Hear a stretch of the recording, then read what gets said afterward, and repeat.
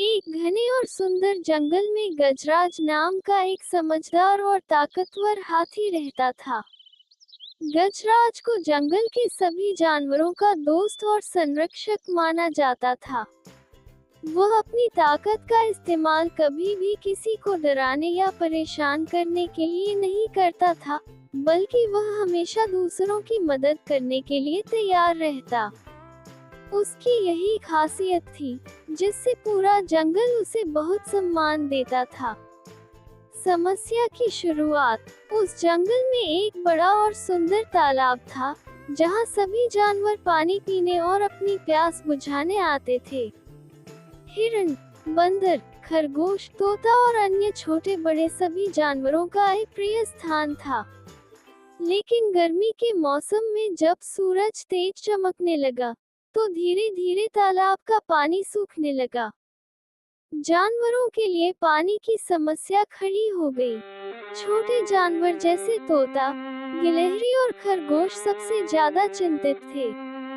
तालाब के पानी के खत्म होने से जंगल में हाहाकार मच गया। ऐसे समय में सभी जानवरों ने मिलकर एक सभा बुलाई।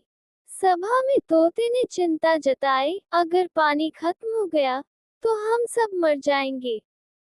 हमें जल्द से जल्द कोई उपाय खोजना होगा। बंदर ने सुझाव दिया, लेकिन झरना बहुत दूर है और हम छोटे जानवर वहां तक पानी लाने में सक्षम नहीं हैं। हमें गजराज से मदद लेनी चाहिए।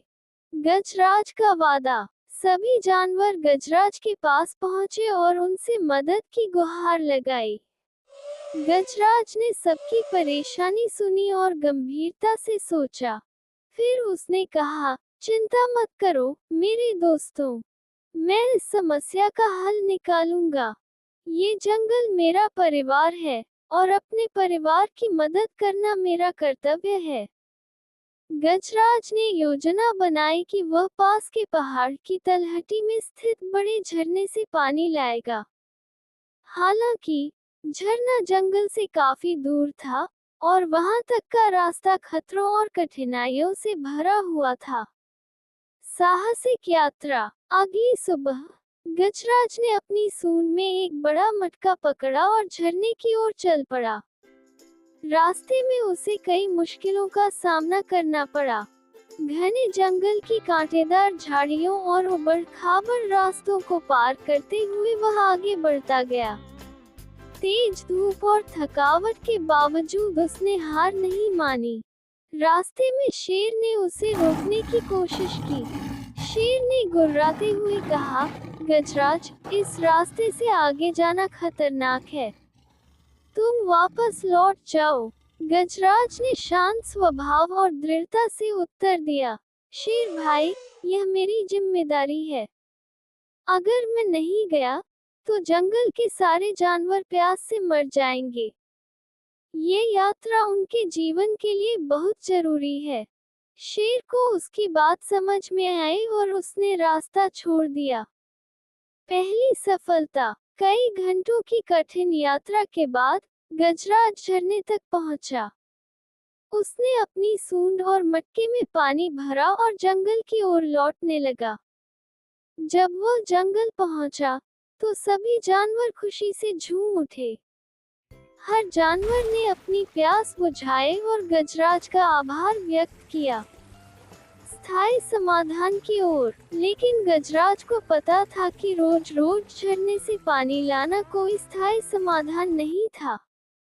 उसने सभी जानवरों को इकट्ठा किया और कहा, हमें तालाब को गहरा करना होगा, ताकि इसमें ज्यादा पानी इकट्ठा हो सके।